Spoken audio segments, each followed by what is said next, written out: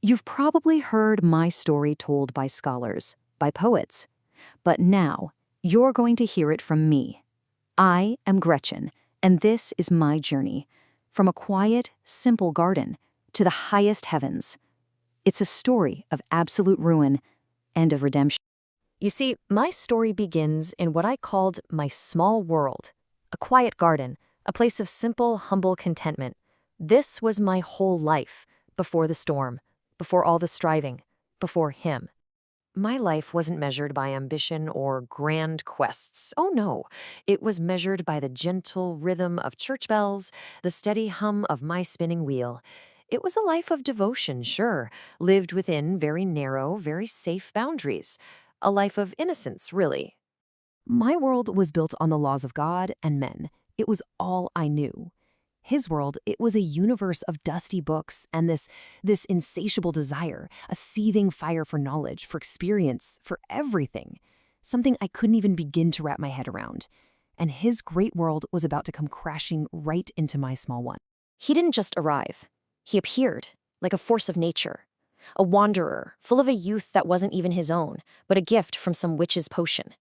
And with him, he brought a dark shadow that seemed to whisper right at his heel. A presence I couldn't name, but I could definitely feel it. He was chasing something, you see, an experience, something intense, visceral, absolute. The tragic thing is, I was that experience, and I was going to be the one to pay the price for it. Of course, I fell deeply in love, hopelessly. How could I not? I was completely blinded by the passion he brought into my quiet little life. But his striving, his endless quest for the absolute, it was a storm that had no room for empathy. It just consumed everything in its path. And as I see it now, that's what I was, just something in his path. Our love, well, it bore the fruit of ruin. That passion felt so beautiful, so transcendent. But the consequences, they were devastatingly real. And they pulled my entire world down piece by painful piece. It all fell apart so quickly. First, there was the secret I couldn't possibly hide, unmarried and pregnant. Then came the whispers, the village gossip, like poisonous flies buzzing everywhere. My poor brother Valentine, he tried to defend an honor I'd already lost, and he died for it, killed by my lover. The condemnation from everyone was just crushing. In all that isolation and shame, my mind broke. Madness took over. And in that madness, I did the unthinkable. I took the life of my own child. So his great personality collided with my small world. And what happened? He just moved on to his next grand experience, his next quest. I was left behind, completely crushed beneath the wreckage of a life I didn't even recognize anymore. And so my path ended right there, in a cold, damp dungeon, just waiting for the executioner. But, you know, it was right there, at the very end, that my true story really began, because I was faced with one final, impossible choice. He came back for me, my wanderer, my Faust. And with him was that dark shadow again, holding the keys to set me free. He offered me a way out, a chance to escape the judgment of men. But in that moment, for the first time, I saw everything with perfect clarity. I saw the monster lurking right behind his promise of escape. To run with them, to accept their help, that was to accept their path, their world, their damnation. It might have been an escape for my body, but it would have meant eternal chains for my soul. So that was my choice.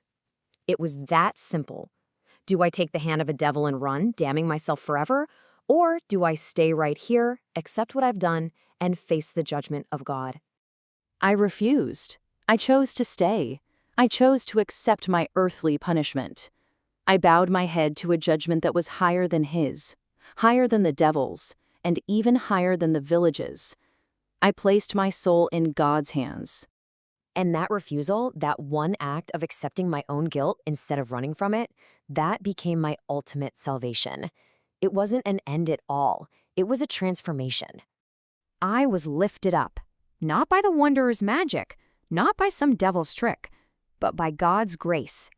My penance was done, my soul was judged, and it was saved. In that moment, I became something more. I was transformed into what they call the eternal feminine, the very embodiment of grace, forgiveness, and redemption. The kind of force that doesn't strive and fight, but instead guides the striving soul toward the light. And my purpose was suddenly so clear. The wanderer, well, he continued his long, long journey through empires and ages, but at the very end of his road, when his own striving couldn't take him any further, it was me who appeared in the heavens to guide his soul. The victim had become the redeemer. My small world had become the divine force. And that really is the ultimate truth of our story.